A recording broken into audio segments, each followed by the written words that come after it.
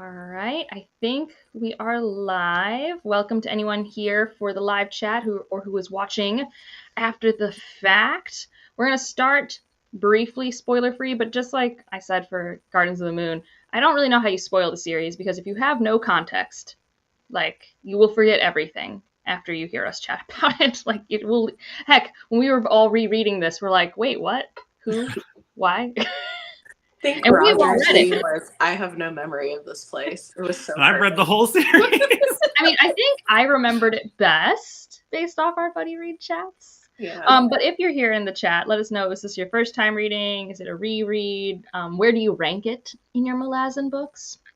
And that's, I mean, as I've only read 6 Malazan books, and Stephanie's only read 4, and Roger has read them all. So I figured just briefly we can discuss in our little roundabout circle.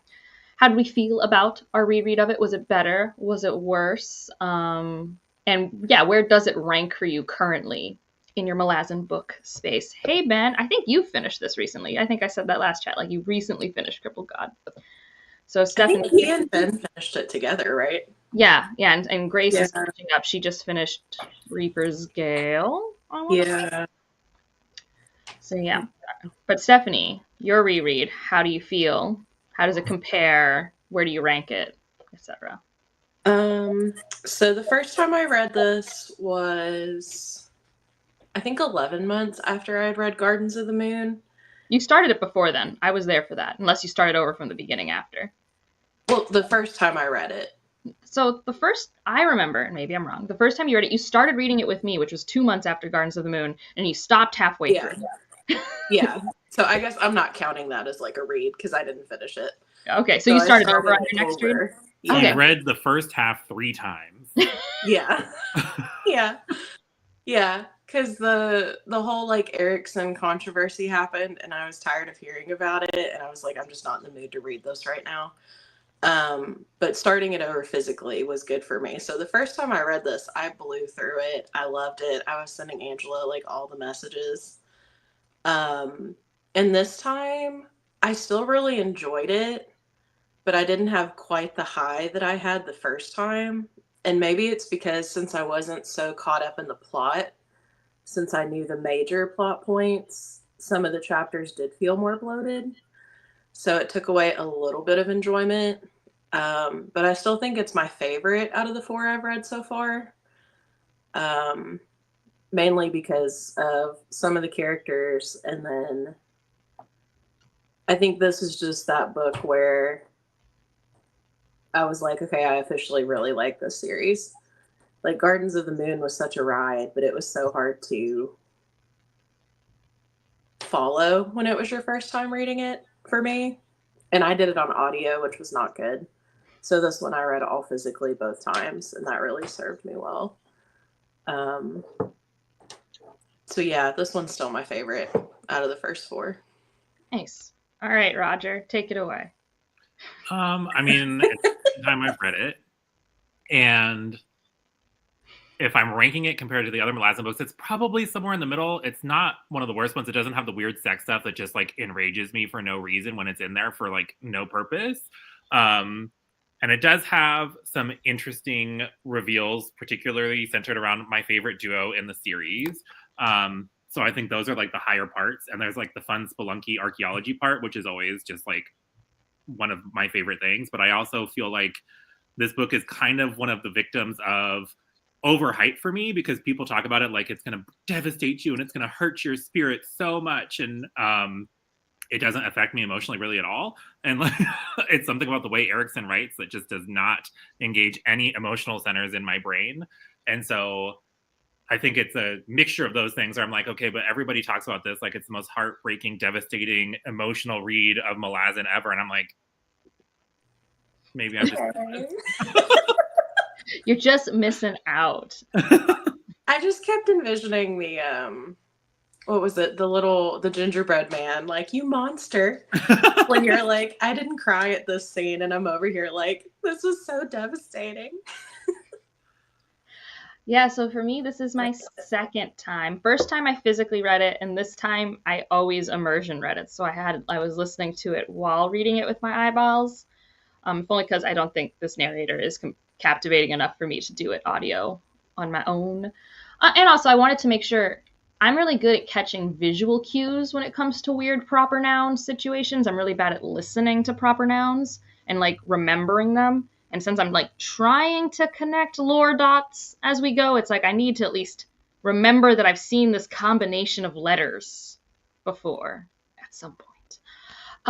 My first time reading it, I think I liked it. I struggled at the end only because, like Stephanie alluded to, and this is like 2021, on BookTube, there was like this big thing where like two booktubers basically just made reasonable videos about why they weren't going to read Steven Erikson books anymore, which would normally never matter, but the rabid part of the fandom showed up and like were doing weird stuff in their DMs, and it caused this whole thing.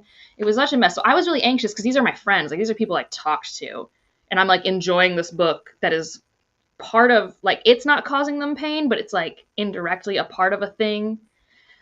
Which is to say, we usually have amazing people in the comments of our live show. But if you are mean in our comments, you missed the point. You read Malazan wrong, and I'm just going to say that. You missed it. If you're going to tell me how much compassion is in here when we are incorrect, just let us be incorrect. Just let us exist or be polite. Goodness. It's rarely anybody, but the people who do it, they're so loud because they're just so, their feathers are in a ruffle when we don't love something exactly the right way. Which, again, why are you watching this? You know that the three of us are here because we like it, but we don't love it. If you want people who love it, those live shows exist. Yeah. And it's kind of funny because I'm part of the Malazan Discord, and when I first read this book, I posted updates in there a lot. And even if I was wrong, people were just like so chill about it. No, it's so nice. The average Malazan fan is amazing. It just takes those real spoiled apples who have missed the plot completely. This isn't every fandom. It's not unique. Right. Malazan fandom. Right. So the second time, I obviously took a lot longer because when I first read a lot of the Malazan books, I took like a month. And this one I took 3 months, 2.5 months. And I took a break in the middle where I wasn't reading it at all because I had a different book to read. And I do think that pacing still worked for me. It just took me a while to ever get back into the momentum. And I do think this one is still one of the ones that has the biggest payoff for me. Like the ending, I was telling Roger this in our buddy read, where it's like, there is so much bloat. There's no universe in which I'm going to say that this is not too many words for me, for the story being told, like by my taste. Right. But when I get to the end and the connections happen, it's like, I know convergence is another big word in the Malazan fandom, like everything converges. Like if you have a Sanderlanche for Brandon Sanderson, you have a convergence for a Steven Erikson book. And I think this one, I really loved how all the pieces bumped into each other, intertwined, and came together. I was more emotionally affected the first time because I think I was legit shocked at one of the moments. I will say, kind of what you were saying, Stephanie, this time around, some of the plot points, they didn't hit as hard because I just knew they were going to happen. And that like happens to me with a lot of plot-driven things sometimes. Like this happens to me with like Hero of Ages by Brandon Sanderson, where it's like, I know this is going to happen.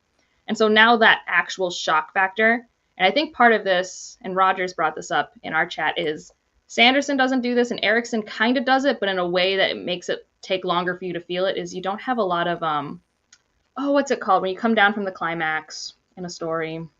Denouement. I don't know. You know, like how... Action. Falling action. You know, you're not, like, gathering yourself, because that's a way that on rereads are, like, you know, you get to sit with it longer.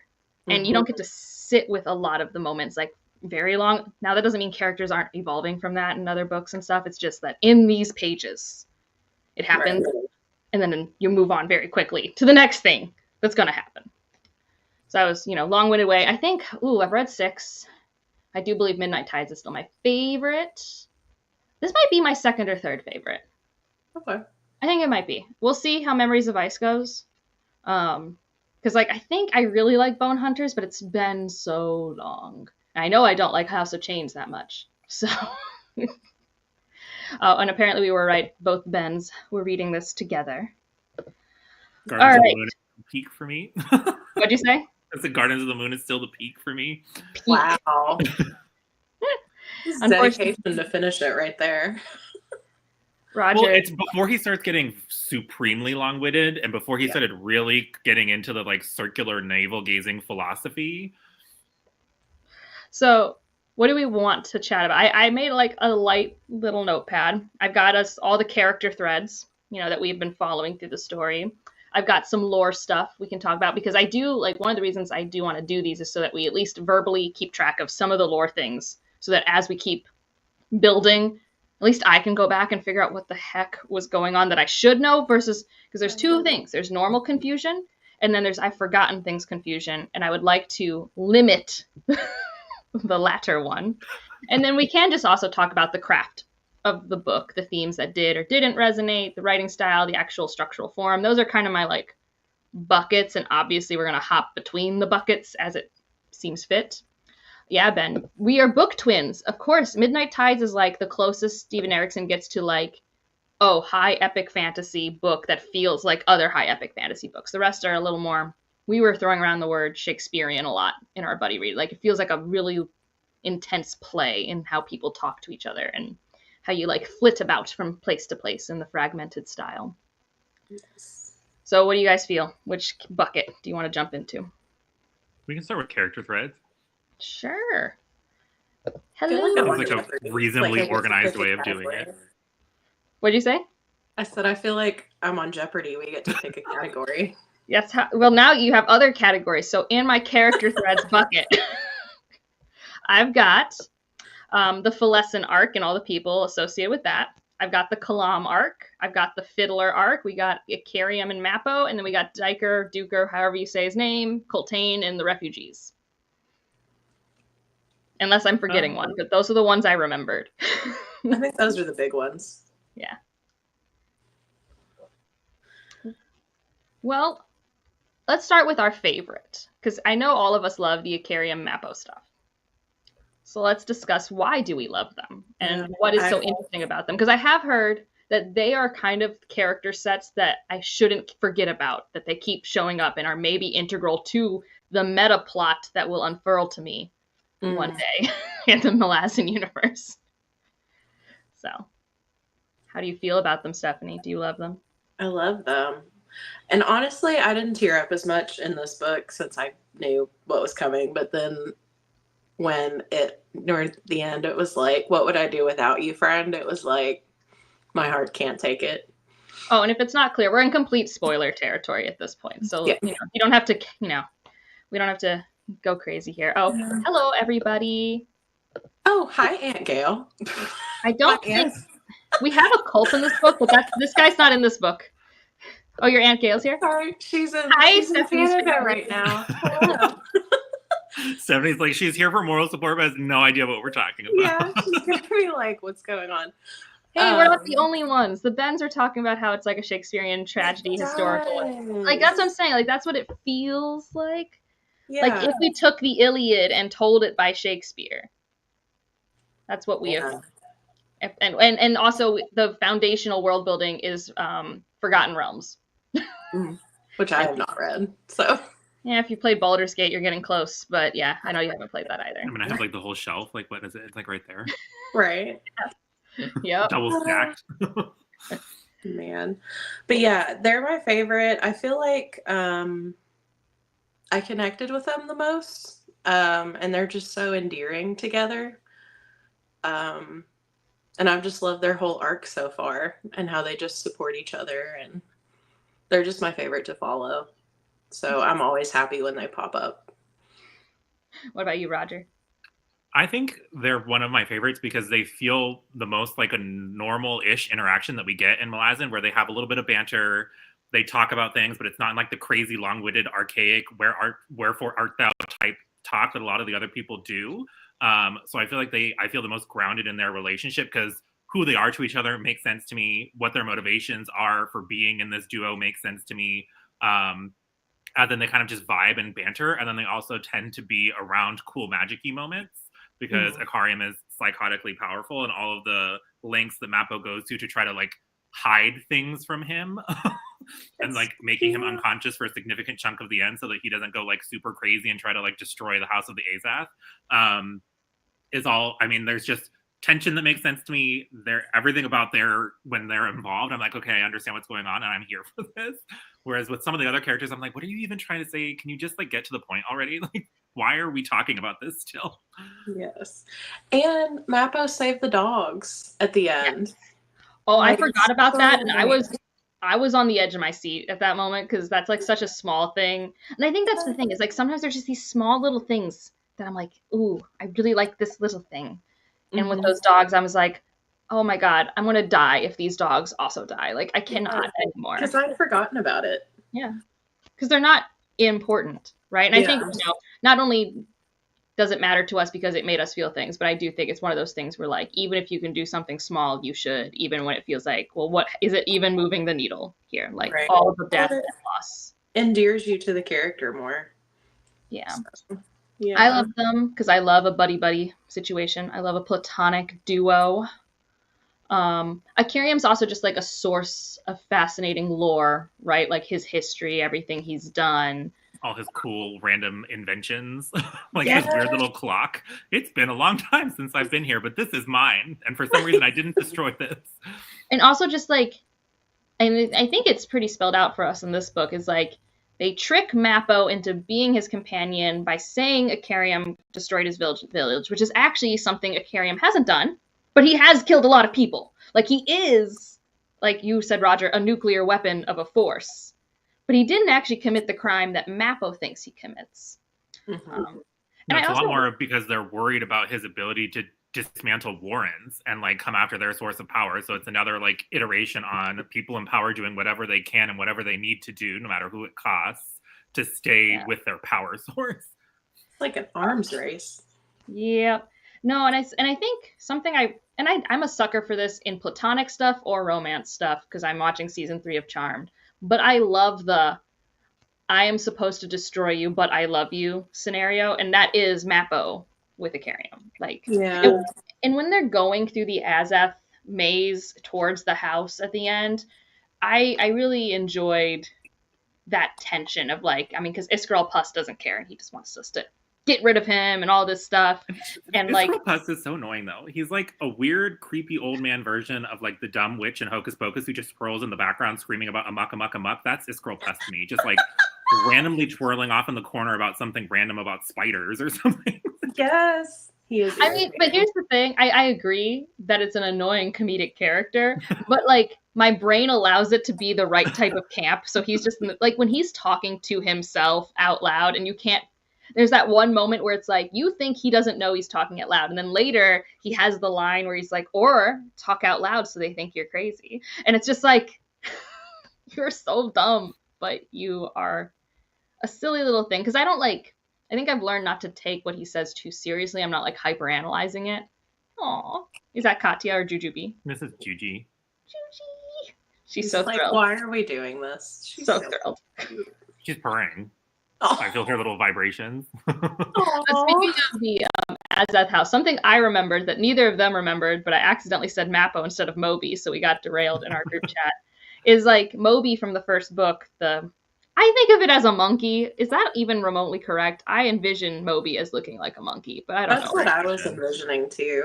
Yeah, but like he goes missing on and off throughout the book, and he's actually the demon saving them when they're going through the whirlwind. And then he's actually supposed to be the new guardian of the Azeth. And it's like, this is such a wild little thing. That's just here. And then the suit of armor talks to him. Like, these are such silly visuals that I enjoy having. The art of him almost looks more like Bartok from Anastasia. Yeah. I love Bartok. I even watched Bartok the Magnificent, guys. I love that one too. Bartok is top tier. I'm not going to. Because he has little wings in like the art.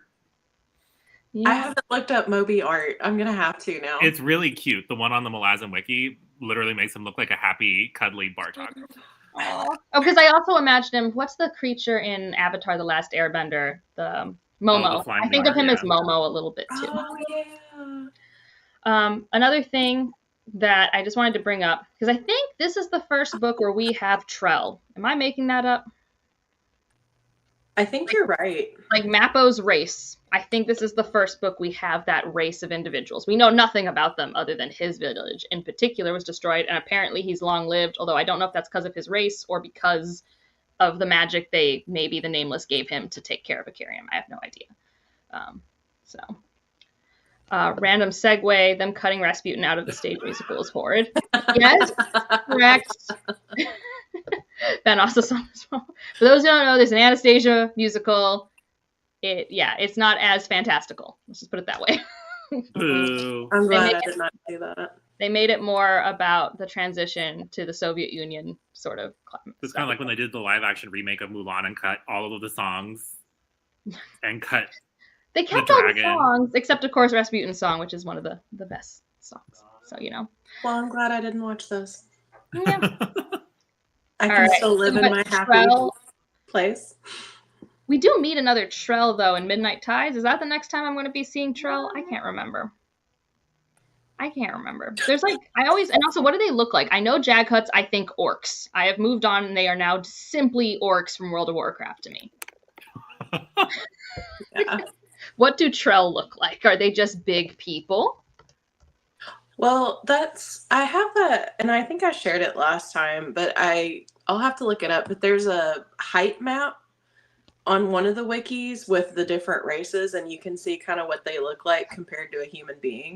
Is she in trouble? Is that? And I kept forgetting to look it up during this one. This is Donna. She does not want to be here. She is annoyed. All right, Is she being a problem somewhere? Is she being put in timeout? I have no idea. I will simply hold her. Corporal. The Trell also look kind of orky because Mappo is a Trell. Yeah, that's what I'm saying. But the Jaghut and when you look at him, he has like the little tuskies. But I do think a big difference, as we learned in this book with some of the lore of learning from the ghost about the Jaghut, is the Jaghuts are individual nomadic people, and they don't normally live in civilizations, which we did also know from Gardens of the Moon, because like the big deal about the tyrant Jaghut is like he actually wanted to be the dictator of all of the Jaghuts, and that was like a big deal. But the Trell, it seems, since he grew up in a village, they seem to have civilization and like a community type aspect to their civilization. So, any other thoughts about Mappo and Icarium? I just think if anything bad happens to them later, I'm going to be personally victimized by Steven Erikson. I don't know for sure, but I'm going to bet money if something bad happens. I'm going to bet a little bit of money on it. I know. Just throwing that there. All right. Let's go to our one that like we definitely talked the most about. The Felicin arc. Felicin. The joy. Oh, Andy! Hi, Andy. Long time no see.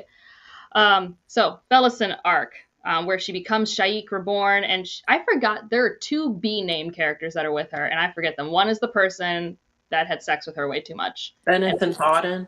Yeah, Bodden and Benneth, yes.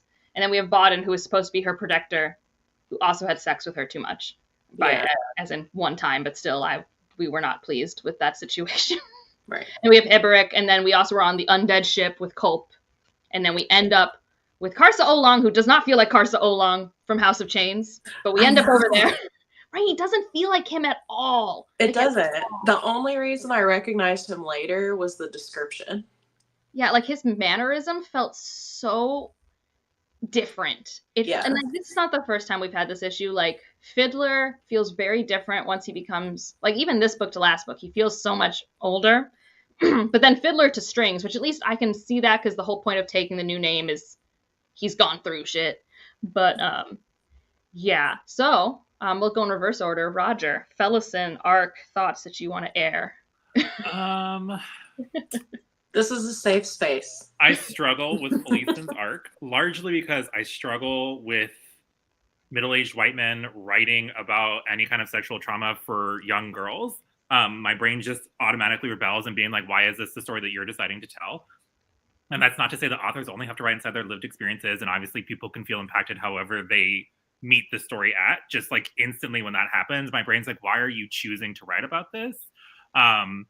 And like he goes into some details, but we never see like super graphic stuff minus like the Bodden section, which is just like that didn't even need to be there. And I don't know why it was there. I feel like it was kind of an arbitrary, just like one more kick to her just for funsies.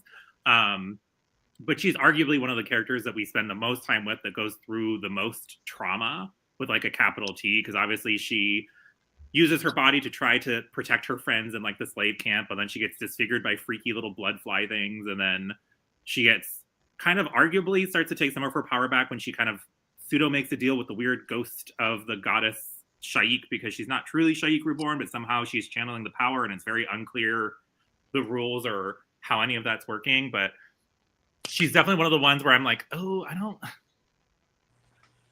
like following her very much. That's fair. What Yeah. about you, Stephanie? Yeah, the first time I read it, I felt really bad for her. Not that I don't now, but it just hit me harder, and I thought it was handled fairly well. For the most part, but I definitely understand why it's so controversial, especially if you are a trauma survivor. I can see how it would be incredibly triggering.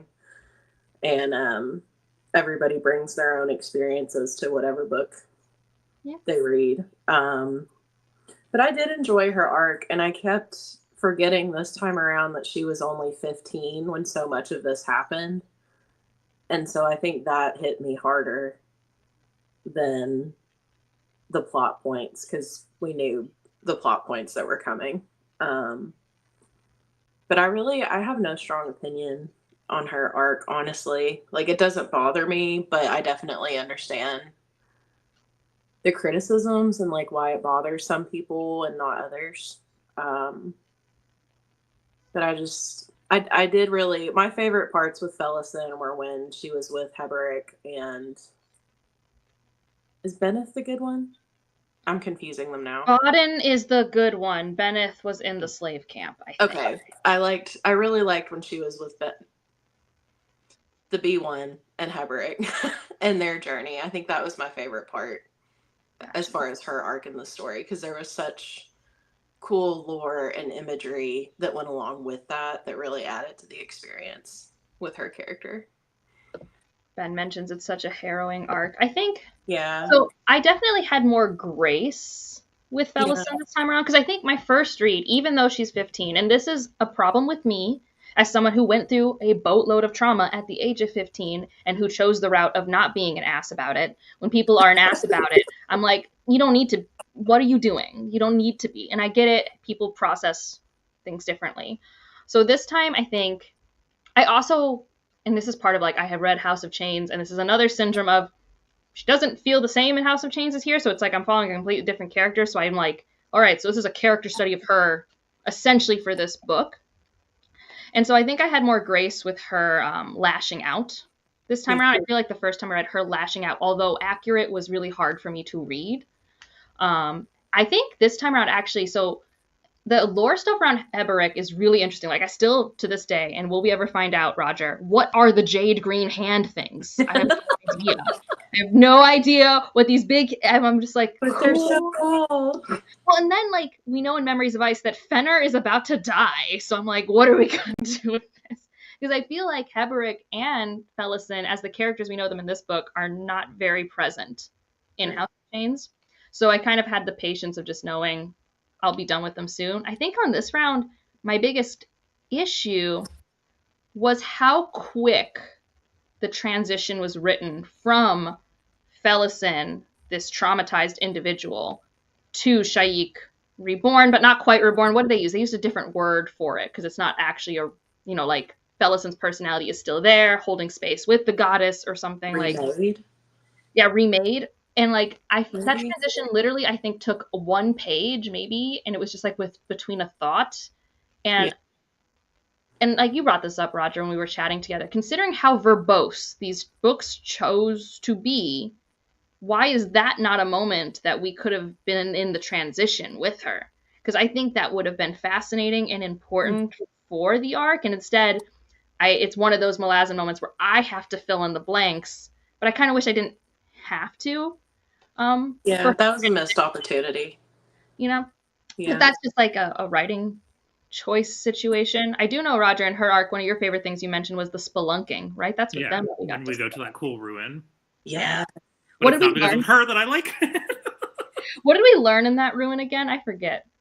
Oh, we saw like the ruined city. I'm trying to remember what the point of it was, though. I don't remember. We just saw. I thought it was like they were trying to turn people into soul taken or divers or something like that. Yeah, it was some group that like sacrificed themselves, right, and got like transformed because they were trying to open some kind of gate to something. Well, because that's like a big lore thing, this whole book, right? Is the Path of Hands and the divers and the soul taken, and all of them want the throne so that they can be in charge of all the other shapeshifters. That we kind of just drop randomly at some point in this book and never really reference again. We don't drop it, because remember, we lead the fake path to the Azath, and then they all are basically killed there, so we just cleaned up shop. And the Path of Hands is still under the watch of Iskral Pus, and I think House of Chains wraps up that arc, and we learn about Raraku and what it is and all that stuff. But yeah, I read Bone Hunters, so it's worth it, but I forgot by the time I got to Bone. I'm not actually frustrated. Like, I read that book. How do I not know That's a lot of time between, though. That's like 4,000 pages. Well, this is why Roger's here, so that he will go on the wiki and tell me if I already should have known the thing, and he just likes being our friends. Yes. I thought the Bodden thing was to show he's a protector. No, and I think Bodden's character, and I talked to Roger about this a lot, because Roger, you said you were of the opinion that scene with Felison didn't matter. I don't know if it doesn't matter, but I do think it shows a harsh reality of how some people can be well-intentioned protectors, but I'm sorry, but having sex with your child ward that you're following and saying, I only did this to show you that you're still basically a slut is egregious. He's awful. And like, unnecessary. He's an awful individual. It was completely unnecessary. And it's one of those times for Erikson where it trips over into kind of trauma porn for me, where I'm like, that was unnecessary.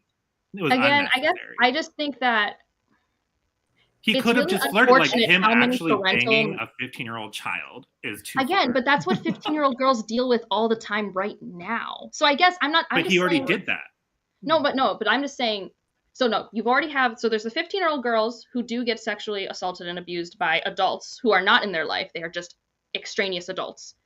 But then more often it is by the actual caregivers. So if he would, and I don't know why, I mean, I think there is definitely argument to be made for, like, why did he choose to make Bodden this character? But if his choice was to say, Bodden is this type of character, that's an accurate way to portray it. Yeah, but for me, he was already dealing with all of that abuse from her that he didn't need to go back and do it again. He did it with the guy that was taking advantage of her in the camps. And he's like, oh, just for funsies, let's throw it in one more time to underline something about Bodden's character. And it wasn't necessarily that related to Felison, which just makes me kind of like, I don't know that I needed to have that extra character moment for Bodden. Yeah. Like, so I think, but like I said, I think he's a well-crafted character for what Erikson chose to make him. But I don't disagree that, like, I don't actually know, especially because, like I said, Felison goes through all this stuff, and hypothetically, what the book is telling me but not showing me is that all of this stuff is what makes her primed to become Shaik remade. But I don't actually have buy-in for that once we get to that point, personally. Yeah.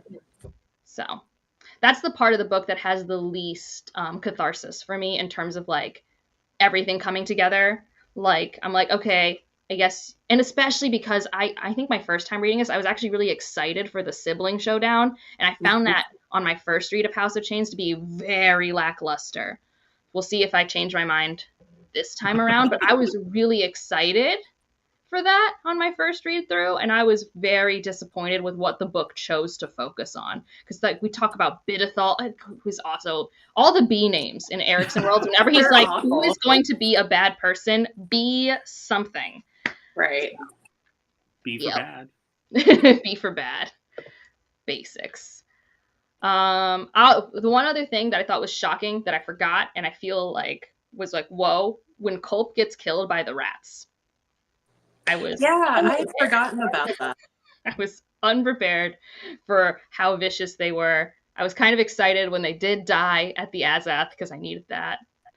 So, all right. Let's see. Let's go to another one. Let's go to Coltane and the Refugees, because I know at least I really like that one. I do too. Yeah. But this is definitely like, if we're gonna, I think this is at least a third of the plot of this book. Like a third of the point of views, I think, are spent with this. Is it just called the Chain of Dogs the whole time, or is that like one specific moment? I don't know, but it's the whole path of the refugees from the whole time. I feel like at some point they start calling it that the whole time. I don't remember why or when. I just always remembered Chain of Dogs. Yeah. So now, Stephanie, you can start us off talking about, I mean, I guess for those who maybe need a reminder of this part of the book, this is after the rebellion starts. So now, for reasons that feel just cruel for the sake of being cruel, which people are, this is accurate, we are just killing all the people who are not in the Malazan and Malazan forces. They are just people who are expats who probably have lived on this land for generations now, who are being shuttled by Coltane and company to the one last city that's still under Malazan rule, as they are being hounded literally the whole time. So that's the arc of this, and our main perspective is our historian / soldier. The audiobook says Diker, it's spelled Duker. Take us away, Stephanie. Yeah. Because there's a U. I don't know why. Anyway. I'm not saying the audiobook is accurate. This is just where I am now. But it kept throwing me off when you guys said it at first. I was like, who are they talking about? It's when you know that we've been listening to the audiobook. Yeah.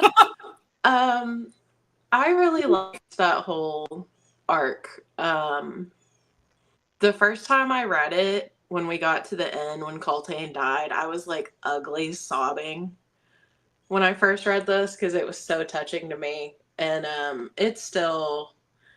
I teared up when it happened again this time. And I think I just thought it was well done. And it just hit me because it has such good real world applications. And then I love that Duker's like, I have to preserve this so that people don't forget. Like, he has to be the historian. And I loved that whole aspect to it as well. And yeah, I just loved all of it. It's one of my favorite arcs in the book. And it's one that I remembered actually very vividly, considering I think it's been like 4 years since I've read this book. And that scene at the end, I still remembered very well. Yeah. What about you, Raja? This is when my heartlessness shows. I think it's a consequence also of just the state of the world and the distracted nature of my brain at the moment when I'm reading something, that I am kind of tapped out on what feels like horrific news headlines of wars around the globe. And that feels kind of like the direction that Erikson took for parts of how he describes the Chain of Dogs. Because we kind of just flash on like horrific scenes and we don't really spend time necessarily getting to know the characters that are involved. Like Coltane, we don't really get to know him all that well. We kind of see him from afar as this legendary figure. And just, I think the distance nature plus the like mental emotional fatigue of this type of news in the world, just I was completely distanced from it the whole time. And I know Angela and I especially had a lot of conversation around this. I would have preferred that we followed Coltane more than we followed Diker, because I think it would have felt more emotionally impactful for me if I felt like I knew Coltane as a person and I got to feel more of what was going on with him rather than being removed and seeing it from Diker's perspective.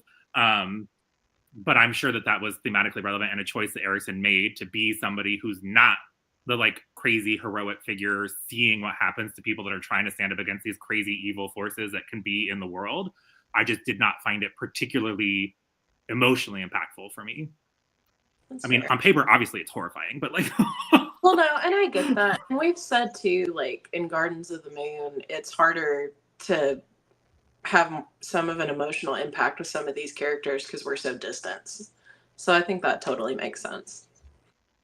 Oh, this would be a game changer of a series if we could just have like a soundtrack in the background, because we need the emotional manipulation that comes with there has to be Malazan people out there who have made the like 50-hour-long playlist that perfectly hits with certain beats in the I'm just saying, like, someone spend their time doing this. I will pay you. Like, probably not as much as you're worth, but I would pay money. Get a Kickstarter going for somebody to do it. Well, I mean, honestly, they did that for Way of Kings, and I really like that soundtrack that they did for the first book. I thought it actually told the story really well. Anyways, to this, though, I have a couple things I really like about this. I love the sappers a lot. Like, I've always liked the sappers. In the Discord, Stephanie was mentioning at the top of the chat, you can be a sapper, and I was really sad because when you're a YouTuber, they change you to a different role, and I wasn't a sapper anymore. because I find them so funny. I don't know why. They feel like the people who are overworked and underpaid and are making their own fun about it, and they're just not accountable to anyone. I They're love just such a breath of fresh air with all the trauma that's happening. Well, and then I think what I also liked, and this is something I like in books like, say, Dandelion Dynasties and something like that, is like the Here Comes the Cavalry 9 times out of 10 were because of engineering solutions that the sappers were setting up. And I thought that was really fun. And I think that's why the first time I read it, the Coltane thing hit me like such a ton of bricks, because he does keep giving you essentially mini Here Comes the Cavalry throughout the book as we go through this chain of dogs situation. We do have that moment where we lose like 20,000 refugees.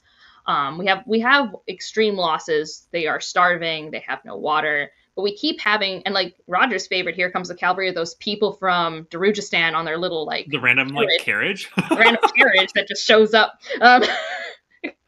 But I really loved that. And then when you get to the end, you're like, we've been making it so far. We're so close. And then it's truly the thing that helps the Malazan Empire, like the Malazan forces, make it this far, is their ability to hold down the fort, hold down the line, listen to orders. That same thing is what prevents us from saving Coltane, because they won't back up against the orders. They won't do what they know is right, because that is just the culture of the Malazan forces. So watching Coltane not even die, to be defeated, and then we still have to kill him through that archer, that was... I mean, I still, like, it emotionally impacts me on reread, but my first read, I was like, what is happening? Yeah. And I was having a mini anxiety attack in my own life, so, like, that really amplified. Well, and, what is her name? Nether in the background, like, literally screaming and, like, clawing at herself while they're doing it. Just, This is accurate, and also how I feel about music. I love that. Like, if we have the whole military to band, the sappers are the basis, and the bass line is the best part 9 times out of 10. No, I really enjoy them. And maybe this is part of how Fiddler changes, because I don't think he ends up being a sapper in House of Chains anymore, but he is a sapper in Gardens of the Moon. And in this book, you do still see him doing his tricks with the cussers and everything like that. But I do think the sappers, you can't be an individual sapper very well. It's about the group dynamic. Mm-hmm. And I know there was this one conversation, Roger, that you said you disliked in our chat, or like thought it just took up space, where like Coltane's trying to promote someone because they did a good thing and inadvertently demotes the captain. And it's this whole thing. I just found it so enjoyable. So I found my ability to connect to a community of individuals, even though I couldn't connect to a character, was highest with the sappers. And so I had a lot of fun with that. Diker was fine. His philosophizing wasn't as tedious to me this time around. I remember my first read, I was like, oh my God. And I think it's like the reverse of what Roger said, where because I'm so in it right now thematically with the atrocities of what people do to each other, the lines were hidden. Mm-hmm. Whereas when I first read this in 2021, like, yeah, the world's still not great, but it's a very different not great. Like, I mean, yeah, I don't have to think about my government every 5 seconds in 2021. Like, and, you know, for better or worse, certain things just weren't put on social media as much. Right. So I don't think, were there any big lore things? Oh yeah, there were some that I actually found kind of cool. So first of all, this is, I think, our first instance of really talking about how magic doesn't necessarily need to be tied to a warren. It can be tied to the land. Am I wrong? Am I correct? Is that an interpretation that exists here? I agree. Oh, with like the ghosties? Not even just the ghosties, like what the warlock children were doing. Well, not only do we have this reincarnation thing, but the Wiccans, the way that they were tying into things was directly tying to the ancestry of the land itself. And that's why in this one area they couldn't, because that's where the Jaghut ghostie was being like, oh, this is where we really messed up. And a bunch of people died. And the land has not recovered.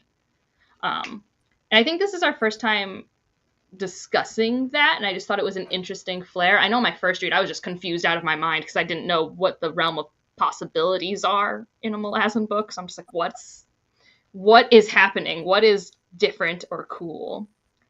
And then I did like randomly how Corporal List just got to talk to a Jaghut ghost, and that's how we learned about the Talanamas Jaghut thing, which I feel like we learn more about in Memories of Ice, and that's where I'm going to really need to take notes because I get so confused. And is it all started over a girl? And I'm going to be mad if that's the case because I can't remember. I can't remember. I remember there is an important Talanamas Bonecaster woman thing. I don't remember what, though. Like, Yeah. it's very obvious that if we're talking about cycles of trauma that exist for generations, it starts with this Talanamas Jaghut situation, because that's like our furthest back history point that we talk about a lot. Like, there is the weird lizard people, but we don't talk about them that much. We met one again this book in a house of Azath. So I think those were the main lore things, though, is like how we learned about the Wiccan magic, and then that Jaghut ghosty ghost discussing one of the wars that happened. Unless you guys can remember something else for this region. No, I mean, the rest of the lore was more just specific to this book, right? Where we learned more about the desert and got to see its past as being something that was very filled with water at some point, very And that comes real. back in House of Chains. We'll get a reminder of that. Because I think that's a big part of the climax of House of Chains. Like, if my memory is serving me at all. I had a really rough time reading House of Chains, so that's a 2026 problem for me.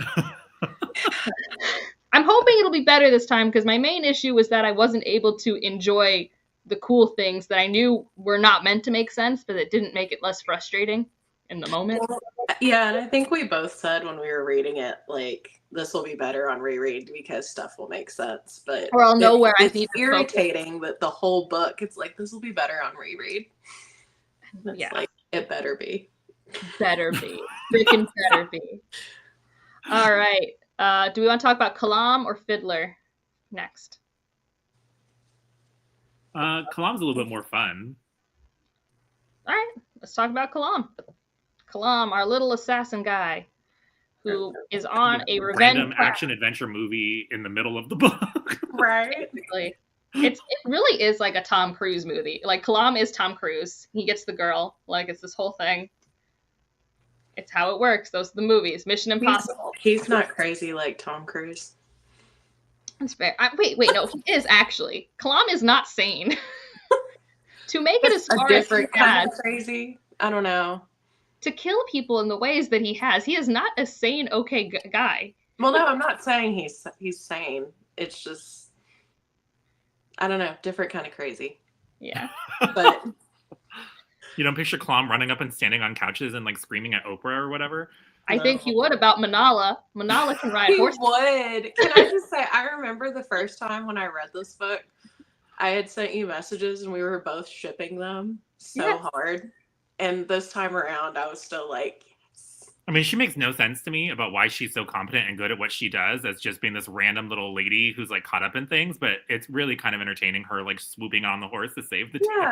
I think it added some fun to the book because it's so heavy. Well, and I also like, so this is another one of those tiny connection points that because I noticed it, I enjoyed it. But like, Kalam is how we meet and keep alive Kaneb. And Kaneb gets to end up back at, is it Aaron? I can't remember the name of this A place that we're all trying to get to. And it's because of that they know something's up and they can subvert the actual betrayal at the end of the book and keep the 300 guardsmen behind.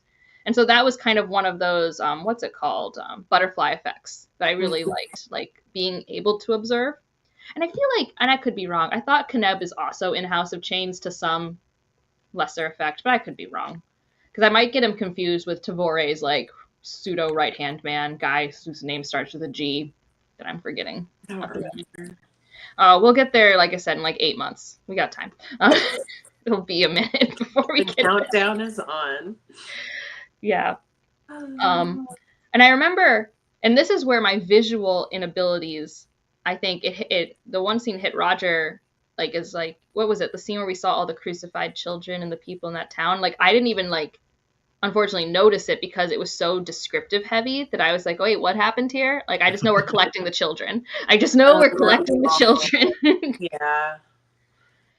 So, which again, it's like, it's just, it's an interesting book in terms of thematically playing with the whole, usually you're rooting for the rebels, and there's usually a reason to rebel. And it's not even that we're supposed to be 100% pro the Malazan Empire, because they also have issues and are, like, corrupt. but it's like when you're in the moment of change and transition, the number of people caught in the crossfires and how much loss and destruction there is, I do think that was exceptionally done in this book, personally.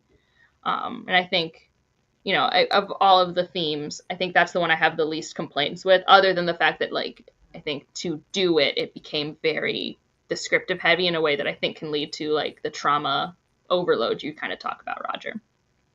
So then we get the weird kid with the one eye, who then judges everyone who doesn't have two eyes. Yes, I love him.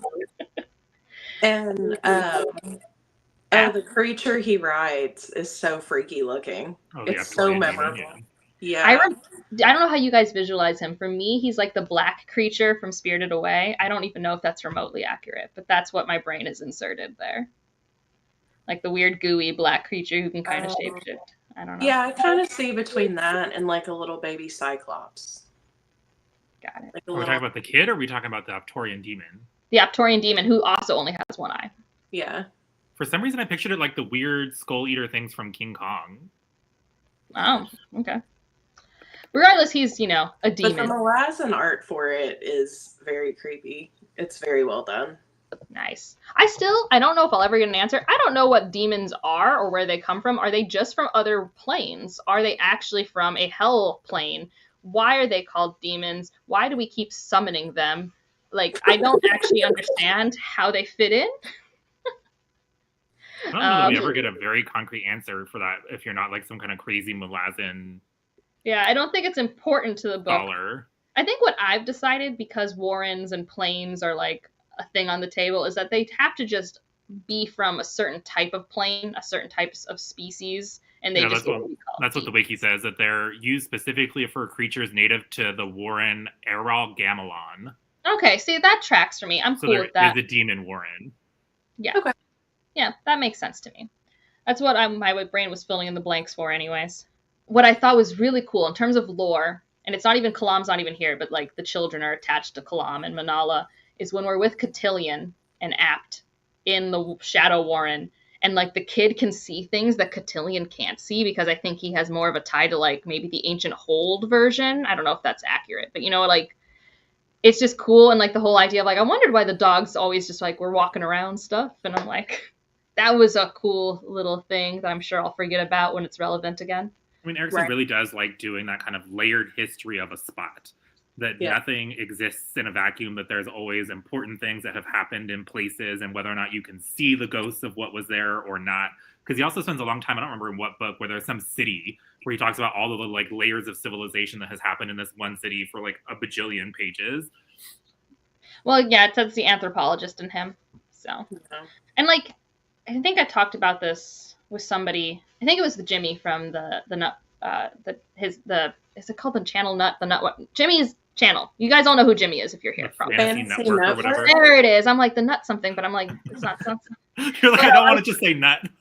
It doesn't seem like that's the right answer. But I was chatting with him because I think there are many facets of cultural world building, and I think what obviously is something that Erickson latches onto more than what I care about in cultural world building is the aesthetic and the building and architectural history, and like obviously to an extent the history of the peoples, but it's less so in the cultural world building in terms of, and like I think this is because all the mannerisms of a lot of our characters are so Shakespearean, kind of epic in their way. It's like there was a scene in this book, and I did get annoyed at it, where one of the Here Comes the Cavalries for the Chain of Dogs is a Wiccan band shows up to fight the other Wiccans and whatever the Dolam guy's forces. And it has to do with this history of the Wiccans who like normally want to prove who's the better one or something. I don't know. But like at that moment, it's like, wait, I didn't even notice you were a Wiccan, because there's no actual like clue other than the proper noun that you're a Wiccan, which there should be more than a proper noun to clue to me in context clues who you are in cultural world building, in my opinion. And then it's like, also, this whole rite you're doing right now, it's important for this moment, and I have no context, and I have no idea what just happened for 4 pages. And I had to like go into the wiki and like figure out what just happened. And so I think sometimes his cultural focus... And you had to reread the section, you were like, wait, why did this... Who is this group? Did they show up out of nowhere? Are they part of this other group? What the hell? Like, literally, I was just like, what's that reel that sound like? What the hell? what the hell? Like, Yeah. like, You shouldn't need supplementary material to figure that out. Yeah. and so, like, I don't know. I just feel like it's not like you have to do it all the time, and it's obvious that he probably has it thought out, but I don't like that he doesn't communicate it. Because we communicate so many other things. So why can't we communicate this? Like, there are some things I don't need to see in such immense detail, and maybe it's just because buildings aren't that interesting to me, you know? So, I don't know. That's just a note there. Kalam stuff. His scene with Empress Lysine, I feel like we have to at least chat about that a little bit. That was fun. Yeah. My first read, I didn't know if she was actually dead, because, again, I didn't know what was possible in the Malazan universe. So I'm just like, so is she the pile of bones? Yes. And I think there's like one sentence that tells you, no, she just transported herself here, and like Kalam noticed she wasn't actually here. Yeah, there's like a brief mention of it. Like, Yeah. but like, your brain has to be really ready to accept that knowledge at that moment. Yeah. And like that's actually where we have confirmed, because there was a time earlier that Dujek from Gardens of the Moon didn't actually become an outlaw. He became a double agent outlaw with his forces so that they can fight the seer that we're going to deal with in Memories of Ice. And that everything she's done is for the sake of the Empire. But I still don't have a clear reason why the Empire is so important. And I think that is the weird thing about Malazans for me, but it is a part of cultural world building that works, because I do know that Malazans will do anything for Malazan. Like, right. I know this. Like, I know that this is how they're built. But I don't know why. And maybe that's just because I'm not particularly nationalistic. Like, I just don't particularly have that. Be one of those, like, this is the way it's always been, so this is the way we're always going to do it kind of mentalities. And you don't really know why. I think it's not in this book, but I feel like I have a memory. It's either, maybe I forgot it in this book, or House of Chains, where sometimes when the Malazan Empire enters, they do improve conditions for everybody. And the sense of the ability for opportunity increases for everybody. And so it's supplanting a different tyrannical government with its own. But it's not necessarily like I feel a compelling solution to that problem. So maybe that's why I don't, hold on to it. Like, I don't think replacing authoritarian regime with empire is the solution we think it is. And I don't necessarily think Erikson thinks that, but it's just, how I observe it. But I guess, and I didn't even think she was that compelling when she was talking to Kalam, but apparently whatever she said was good enough for him. So I was just like, all right, but I guess paired with the fact that she wasn't there. But is Kalam in another book? Is he in Bone Hunters? Is he in House of Chains? Does he show up again? I don't remember him much. I don't remember. I vividly remembered him from Deadhouse Gates, but I don't remember the next two, if he shows up. Yeah. Well, I thought, like, Sorry, but aren't the first three books really, like, you have a couple characters, but then the first three, it felt like new characters, new characters, new characters, new characters. Memories of Ice isn't all new characters. You kind of go back to Jenna Bacchus. Yeah. But then I remember House of Chains, it was like a lot of return characters. Yeah, like, I mean, my headcanon is Memories of Ice is more of a direct sequel to Gardens of the Moon, and House of Chains is more of a direct sequel to Deadhouse Gates. And then Midnight Tides, you're with a completely new part of the world. And then Bone Hunters is a continuation on the Seven Cities continent. And then Reaper's Gale. I have a timeline printed out in one of the books. I think I left it in House of Chains, where it was like this book, these books. Well, and then I think Reaper's Gale, and this is why I had to do the reread, is more of a pseudo-sequel to Midnight Tides, and I'd forgotten everything. But yeah, so these ones are the most closely linked. Okay. Yeah. And with some, like, it's kind of like, how we had Buffy and Angel. It's like there's crossover episodes. Right. So, yeah. But I do think something that felt weirdly underbaked in a way that I didn't know. I mean, I guess I don't know how close Fiddler and Kalam actually were. I don't have a context for other than they were in the Bridge Burners together, which felt like a brotherhood to end all brotherhoods. So, I don't know. But then again, Kalam is notorious for leaving the Claw and all that. So, I don't know how Kalam has, commitment issues except for Quick Ben. And so I was like, when they separated paths, it felt very much like a whimper. I was like, wait, so they kind of fought, but they fought off page because it's a classic. The big thing happens. The big thing to me that I care about happens off page. It's like, okay, and now we're going separate ways. But we have the same goal. We just have disagreements on how to get to the goal. Okay. And I just felt like that, yeah. Deadhouse Gates and Memories of Ice take place at the same time. Yeah, they're like parallel. And that's why, like, I remembered that this time when Quick Ben was being called by Kalam. I kind of remember the scene that happens in Memories of Ice. Like, vaguely. I, like, kind of know where that is. So. But I don't know. So let's talk about the Fiddler, Crocus, and Apsalar of it all, who are basically our main characters from the first book who barely do anything in this book. Like, they're there. But I don't know what... Apsalar finds her dad. Right. And almost gets tricked into becoming the Shaik remade, but doesn't. Right. Which wouldn't that have been more interesting to me? Actually, no. I do like her arc later on. I think she has some interesting things to do. But... And so we have the Crocus and Apsalar, Moby, Iskalar, Pust. They run into Kiriam and Mappo. Their biggest moment, I feel, is the House of Azat stuff, right? Like, is there other stuff that they do? It's primarily, like, being a part of the fake Path of Hands and then trying to find their way to Malaz City to help Kalam, who's already done by the time they get there. Correct? Am I misrepresenting what is happening? I agree with that. And honestly, Crocus, I keep forgetting he's in this book because he's so forgettable to me. Like, yeah, and he's what's so memorable in Gardens of the Moon, but in this one, it's like, oh yeah, he was in this. Well, because he's just so like, you can't force Apsalar to do. He's just like talking for Apsalar, and Apsalar didn't even ask him, and I'm like, dude. Right.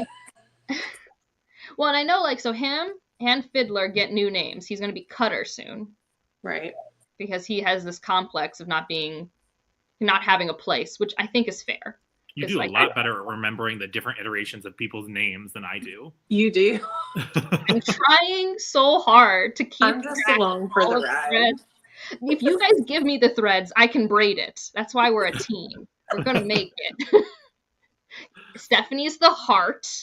Roger is our conscious. I don't know what you are, but you get us all the data. I'm the lore person. Yeah. I feel like you're the oh shoot, what's the word? The mediator. Like you're very good at like the other side of it too. Different perspectives. Ben says if this series was a movie, you would say those characters are contractually obligated to be in Deadhouse Gates. Correct. Yeah. Also, sorry, my neighbor just started his car. He's 5 houses down from me. Is he the one that likes to rev it? No, he's not even revving it. This is just how his car starter sounds. He starts it in his house. And then when he drives it normally, it is still a little loud, but it's so much quieter than that I just don't even notice anymore. Oh, compensation. Oh, he does.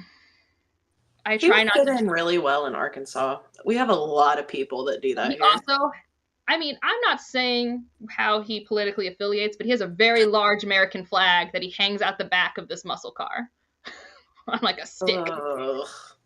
And, you know. Yeah, he would fit in well here. Yeah. Anyways. So, I don't have other notes for the Fiddler, Crocus, Apsalar of it all. Other than I thought Apsalar's dad was more interesting to me this time around. I forgot that he had interesting things to say. I just forgot. I also thought it was weird that Apsalar just left without telling anybody to go get her dad. Like, which again, that kind of fits in with her weird thing. I also like that she's just a casual lore drop, and that Cotillion admitted she's kind of his daughter. I kind of liked that. That was pretty fun for me. Also, Cotillion, he's so put together, and the leader of the Shadow Throne is so crazy. He's so crazy. Because he's like our Deus Ex Machina at the end of this book. It's like, okay, everyone gets a wish. What do you wish for? And you know what I'm saying? And for some reason, Fiddler chooses to stay behind, which again is, I think, to be in House of Chains. I don't actually know why Fiddler wants to stay behind. I have no sense of this. I do not understand.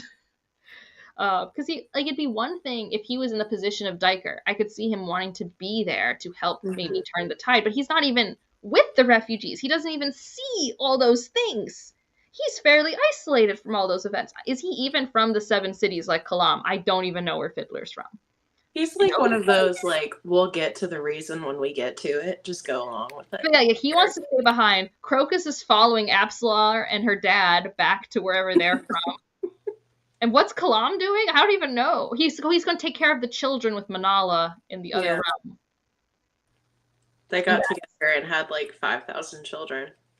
Yeah. Well, I was really nervous for the hounds in the House of Azath. I was just reminded of that since we were talking about Shadow Throne. I didn't want them to get eaten by this house. That house is creepy with its vines. Mm-hmm. That's a creepy house. It's a creepy house. That's very visually well done. Okay, so Falari Isles. Is that in the Seven Cities? This does not answer my question since I don't know where anything is. I don't know where that is. Or Scotland. Again, it runs north towards Seven Cities, but it's not necessarily part of it. But he was born in Malaz City himself. He's just of Falari descent. Okay. So I guess being left in Malaz City, and then maybe he just ends up on a boat that ends up going to Seven... Okay, I could see him wanting to stay home then. I'm content.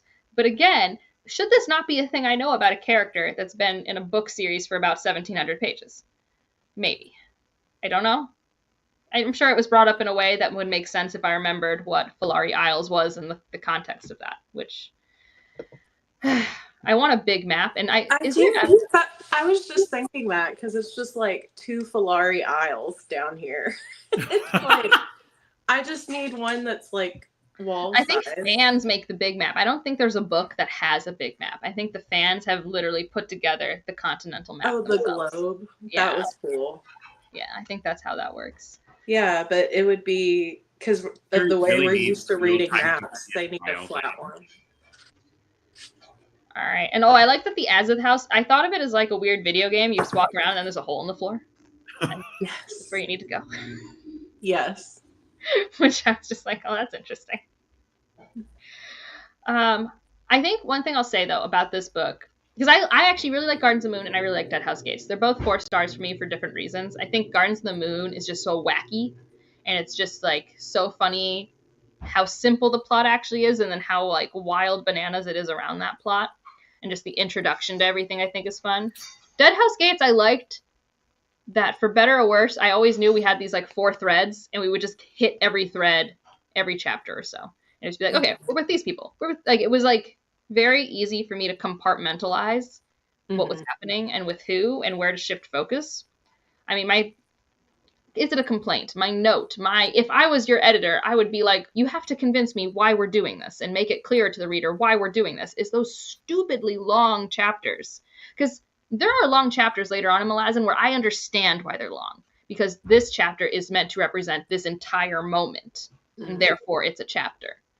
But sometimes it's just like, we're just hopping point of views, we're hopping moments. I'm like, could none of this have been its own chapter?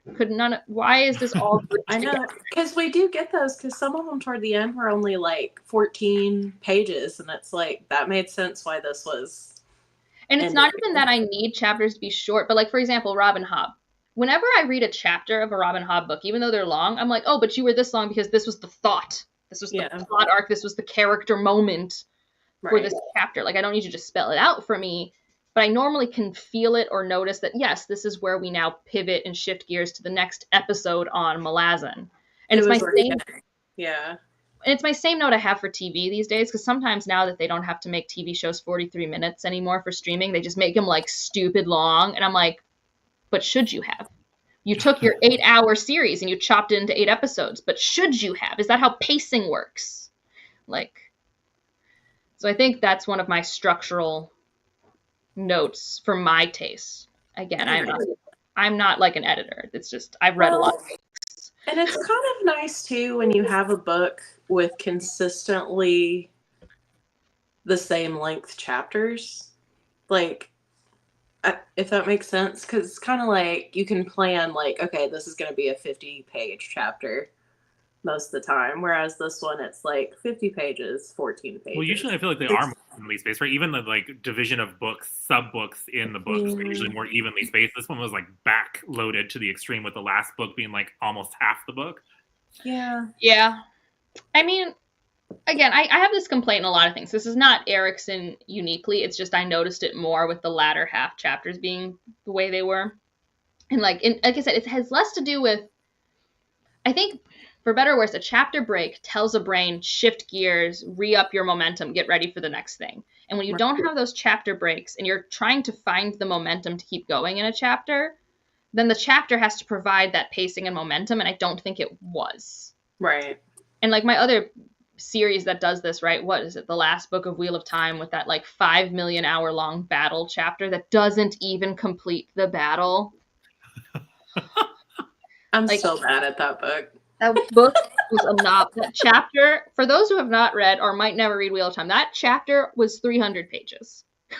For no reason. Like, especially because we've had other battles in Wheel of Time that just get broken up at random points. Wheel of Time chapters have never made sense. They just happened. That's what happens when your wife is your editor. Yeah. So I think in terms of form, and then Roger, do you want to talk a bit about your writing style journey? It's just so overwritten. And there are so many words for no reason. I mean, I guess there's a reason if you feel like he's writing some kind of lyrical masterpiece and the cadence works for you in some way, but there's so many words. I will say when it works, but it's hard to sustain it. Like it's not sustainable for me. Especially since, like I said, we kept comparing this to a play. When you get to watch a play, you get to see the actors bringing something to those words, and that's helpful. You don't have to do all that lifting yourself. You have costumes, you have other things, you have music sometimes, depending on it, and it's like, I just have the written word here. And you're doing it for 2 to 4 hours, not 30-something to get the entire arc of whatever the story was. It's Yeah. Now, that's to say, I actually do have a soft spot for indulgent art getting to exist and being popular, because that's, I find that fun. It's just not, it's always a bummer when it's not my type of indulgence, Stormlight Archive is my type of indulgence, so I get to live over there. And I will die on the hill that of all of the stupid long fantasy books that exist, it is the best paced. Like, if I compare it to A Song of Ice and Fire, Malazan, Realm of the the best paced of the indulgently long things that we have in our oeuvre is Stormlight. That's where I'm at. And I think that's important for me with long things. It's like, you're going to tell me that I'm going to sit down and consume you for 7 million years. Well, at least keep me here. Well, in Stormlight, we connect with the characters so much more. Yeah. So I think that adds to that too. Because I'm not disagreeing with you.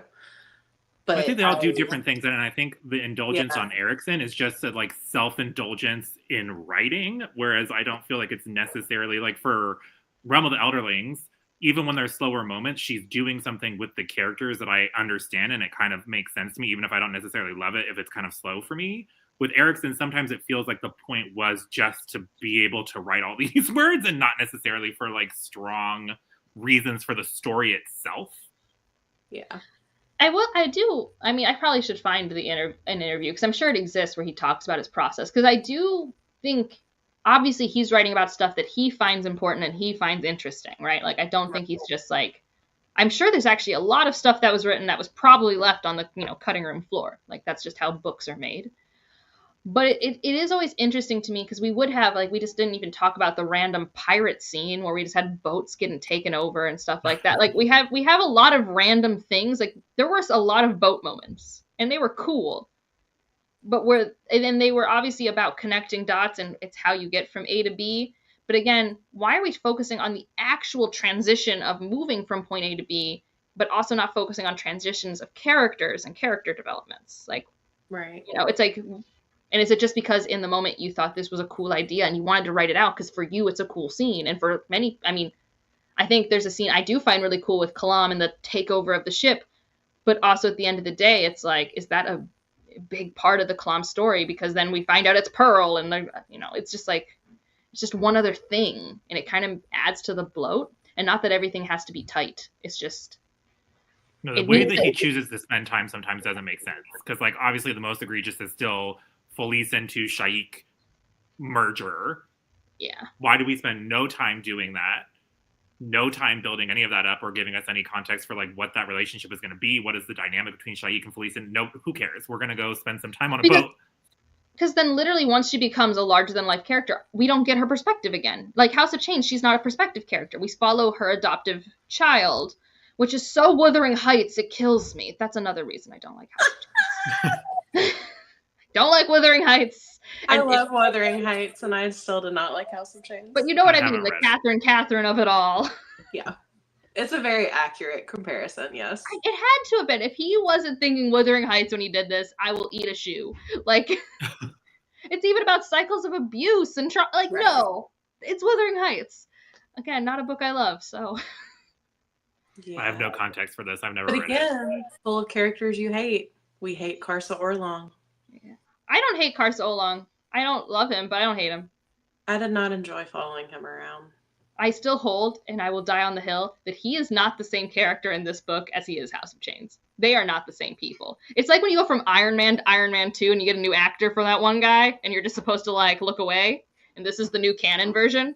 That's what's like they used to do in the sitcoms in the 50s. Yeah. Darren 1 and Darren 2 and Bewitched. Or like Will Smith's mom in Fresh Prince of Bel-Air, where you have Mom 1 and yes, like, it's just it's completely different, yes. And he acts like a child in this book, and he's even described as a child, and he does not act like a child in House of Chains. Very much so, yeah.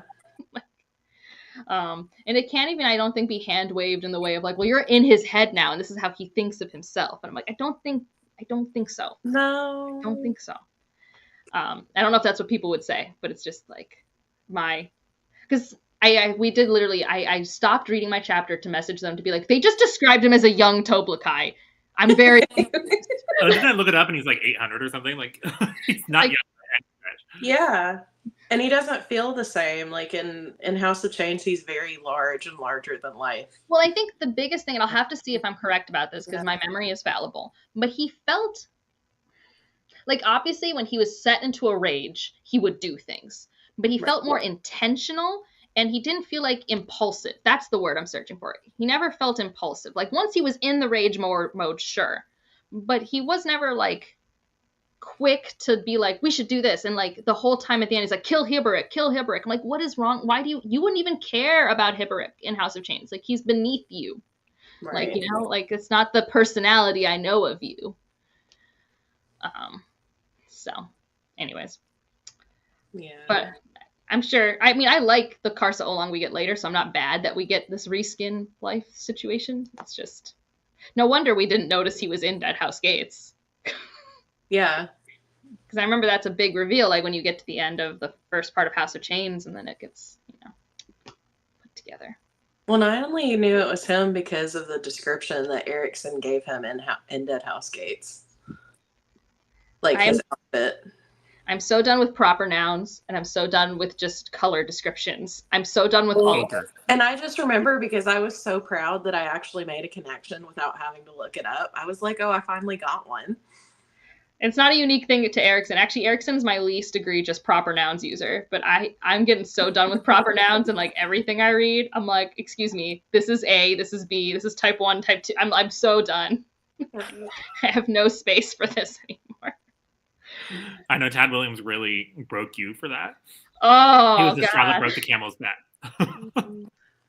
I literally now with the audiobook, I'm just like, oh, that name started with a G and we're with Elias, so that's his hand. I'm struggling so hard with the names. Is that a trilogy that you're reading? Okay, so you're almost done. She's almost 2/3 of the way. I mean, technically halfway page count wise, because book 3 is like.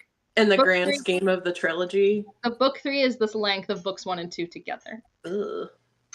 Correct. Okay, I'm sorry. Yeah, because it's these ones right here. That's book 3, the chonky thing, and then that's book 1 next to it.